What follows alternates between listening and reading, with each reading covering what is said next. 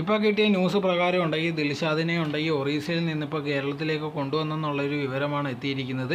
ഈ സമയത്ത് തന്നെ നമ്മൾ സോഷ്യൽ മീഡിയ നോക്കിക്കഴിഞ്ഞാൽ ഒരുപാട് ന്യൂസ് ഇങ്ങനെ പൊയ്ക്കൊണ്ടേ ഇരിക്കും. അതുകൊണ്ട് ഇത് കണക്ക് ദിൽഷാദ് ഉണ്ടെങ്കിൽ മദ്യപിച്ചിട്ടാണ് വണ്ടി ഓടിച്ചത്, അതുകൊണ്ടാണ് ഇതിനകത്തുള്ള ആക്സിഡൻ്റ് ഒക്കെ സംഭവിച്ചതെന്നുള്ള രീതിയിൽ അങ്ങനെ പല കാര്യങ്ങളൊക്കെ പറയുന്നുണ്ട്. അതല്ലാതെയും പല കാര്യങ്ങൾ പറയുന്നുണ്ട്. ഇത് കണക്ക് ഇൻസ്റ്റാഗ്രാമിലുണ്ടെങ്കിൽ ഐ ക്വിറ്റ് എന്നുള്ള രീതിയിലൊക്കെ ഒരു പോസ്റ്റ് പോലെ ഇട്ടിട്ടുണ്ടായിരുന്നു. അതുകൊണ്ട് ഈ വ്യൂസ് കയറ്റാനാണെന്നുള്ള രീതിയിൽ ഒരുപാട് പേര് പറയുന്നുണ്ട്.